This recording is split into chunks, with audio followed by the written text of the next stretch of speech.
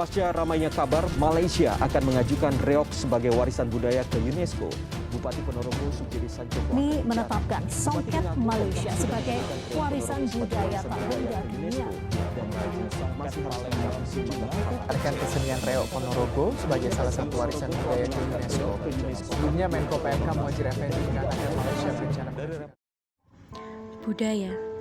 Coba kita lihat di negara kita, dari Sabang sampai Merauke. Beragam kebudayaan ada di sana. Mari kita renungkan tentang kepedulian kita terhadap mereka. Sekarang, banyak budaya yang seakan dicuri oleh negara tetangga, seperti reok Ponorogo yang sempat menggegerkan warga karena diklaim sebagai warisan budaya milik negeri jiran. Pengeklaiman budaya ini terjadi karena kita tidak peduli dengan mereka. Kita tidak menjaga mereka. Kita tidak melestarikan mereka. Apakah kalian rela apabila budaya kita, kekayaan kita, direnggut oleh negara lain? Budaya tak hanya tentang permainan tradisional, alat musik tradisional, ataupun pakaian tradisional.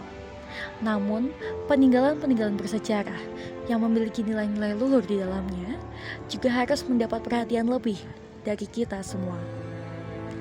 Salah satu cagar budaya kebanggaan kita, bangunan kokoh yang menjadi saksi bisu sejarah pendidikan di Kota Pekalongan. Mari mengenal lebih dekat jejak Kartini School di tanah Pekalongan.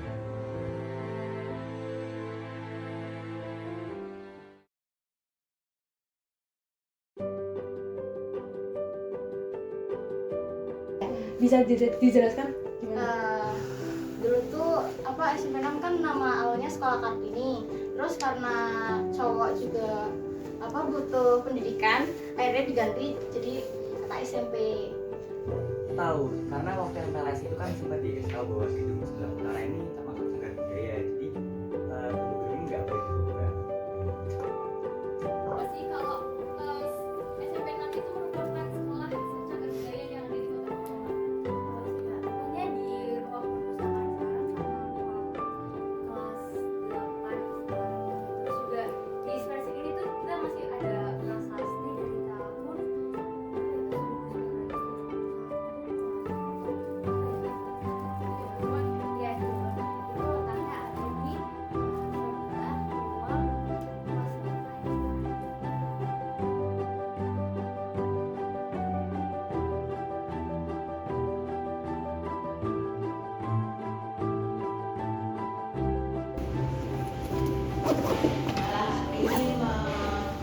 mengenai sejarah SMP Negeri 6 Pekalongan. Dari situ saya tahu bahwa SMP Negeri 6 dulu adalah sekolah keputrian yang tentu saja menerima hanya wanita dan didirikan karena kegigihan era Kartini. Dulu kan perempuan masih belum dibolehin untuk mencari pendidikan di sekolah ya, dan sekarang sudah boleh. Nah, dari itu SMP 6 didirikan. Itu sebenarnya sudah banyak orang tahu ya. Mungkin masyarakat Kota Pekalongan juga udah nggak asing lagi gitu. Kenapa? Karena SMP 6 kan memang udah berdiri dari dulu, dan dulu namanya Sekolah Pandian Putri atau Sekolah Wanita, itu sudah ada.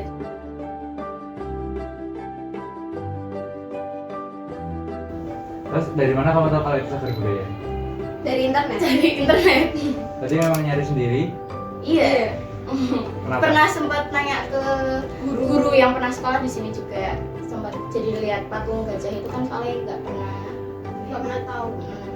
Kenapa nyari sendiri? Ya biar tahu sejarahnya. Gimana dia tahu SMP 6 bahwa sebagai cagar budaya?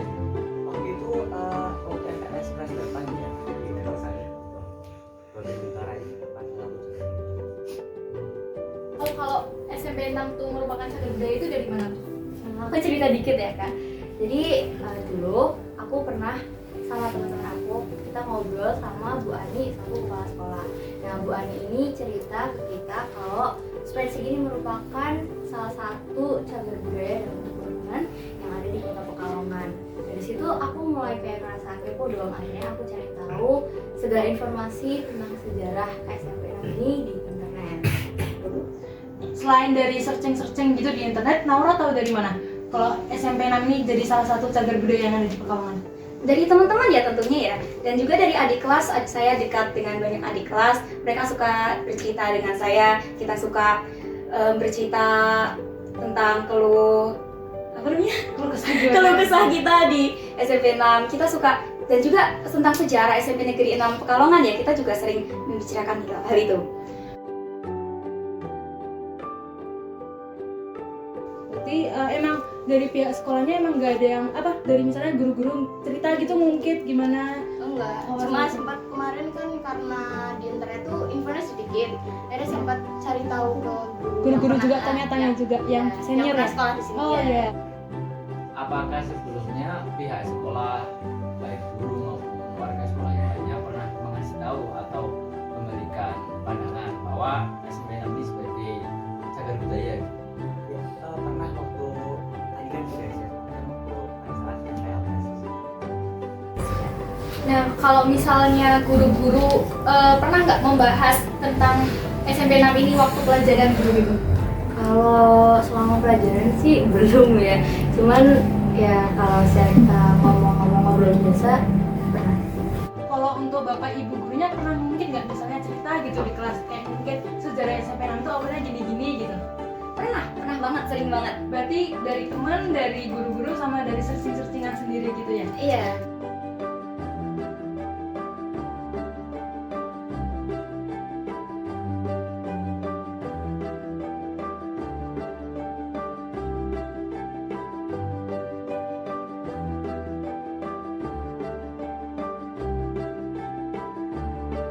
Adalah kita itu mau membuat semacam tempat di mana tempat itu ya di SMP 6 sendiri sebagai tempat di mana kalau orang datang ke SMP 6 itu tahu, oh ternyata SMP 6 itu adalah tempat cagar budaya.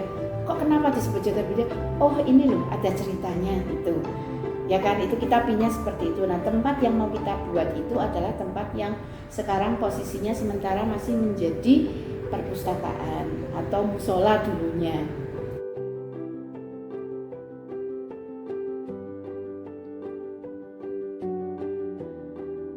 Itu hanya baru sebatas menyampaikan pada orang tua siswa di sini.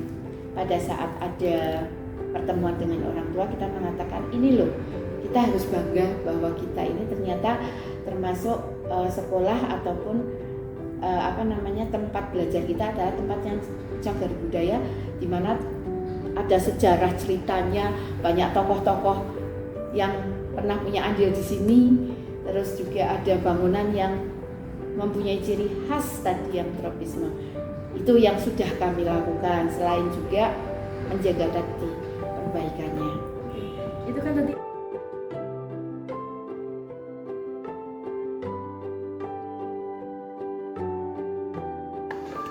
anak-anak SMP 6 itu perlu sadar nggak sih Pak, kalau SMP 6 itu cagar budaya? Sebetulnya kalau misalnya sadar dan tidak sadar itu kembali kepada mereka. Sebetulnya dari luar pun mungkin yang pertama orang tua, SMP 6 itu kalau memang tahu sejarahnya mereka akan tahu. Dan yang kedua memang harus sudah disampaikan kepada warga sekolah. Warga sekolah siapa?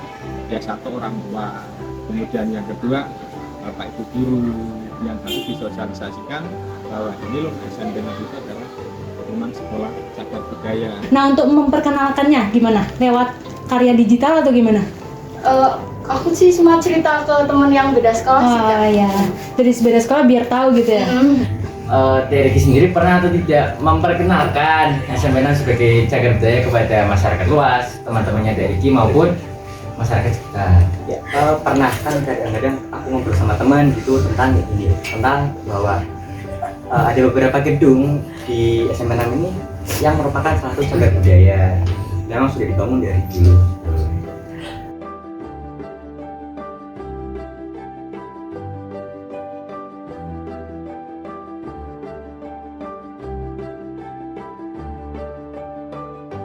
Nah, kamu kan pernah memperkenalkan itu. Gimana sih kamu memperkenalkannya itu ke dunia luar?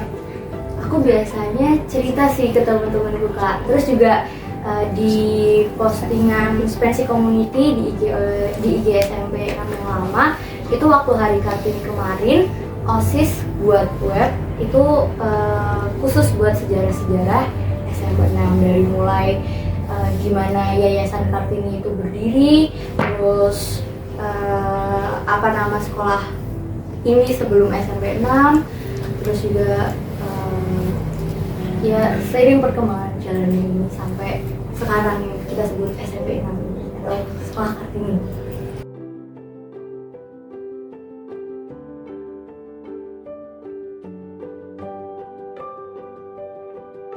Nah, upayanya Cinta buat ngelestariin bangunan-bangunan itu apa aja? Ya karena ini juga sekolah akibatnya kan mungkin kita jaga kebersihan lingkungan gitu. Ini juga udah mulai sampah plastik ya. Oh iya. Ada programnya juga ya? Iya. Oh iya.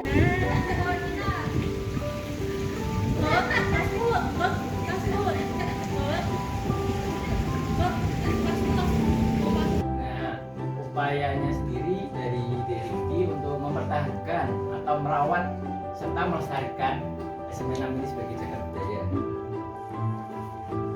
Ini kan mulai aku ngajak teman-teman semua itu mulai dari hal kecil dulu, dan ya menjaga kebersihan sekolah.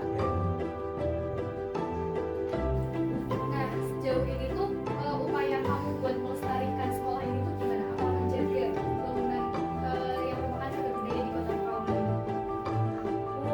Aku berupaya supaya bisa terus merawat dan tidak merusak fasilitas yang ada di sekolah. Karena kan itu masih terbilang asli dari fasilitas ini merawat lingkungannya, terus juga memperkenalkan ini ada cagar budayanya loh, kalian harus tahu. Ini biar semua orang